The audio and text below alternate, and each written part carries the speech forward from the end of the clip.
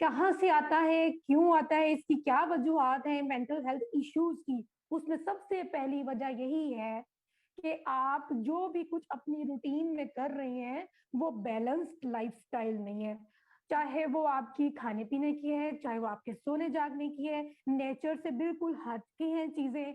चाहे आप स्टडी कर रहे हैं, चाहे आप किसी प्रोफेशन में हैं, चाहे आप बहुत बड़े बिजनेसमैन हैं, चाहे आप किसी छोटी मोटी जॉब को कर रहे हैं, अगर जो कुछ भी आप कर रहे हैं उसमें आपका सेल्फ टाइम नहीं है। अगर मैं कहती हूँ कि लोगों के पास सेल्फ टाइम है तो बहुत ज्यादा सेल्फ टाइम है और दूसरी चीजें कम है। मतलब बेसिक जो एक वजह है वो हमारी जिंदगी का एक्चुअल लाइफस्टाइल है जिसकी वजह से मेंटल हेल्थ इश्यूज क्रिएट हो रहे हैं। पहली वजह, पहला फैक्टर यही है।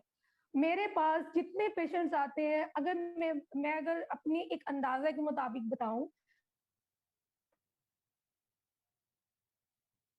85% पेशेंट्स वो होते हैं जिनकी मैनेजमेंट सिर्फ maintaining the lifestyle, their cognitions, उनकी सोचों को जरा फ्लेक्सिबल करना और जिंदगी में एक बैलेंस लाने की जरूरत पड़ती है।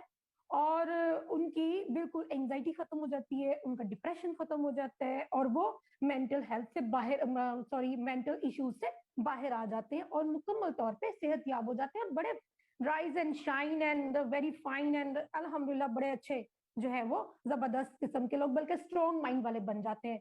They can bear everything.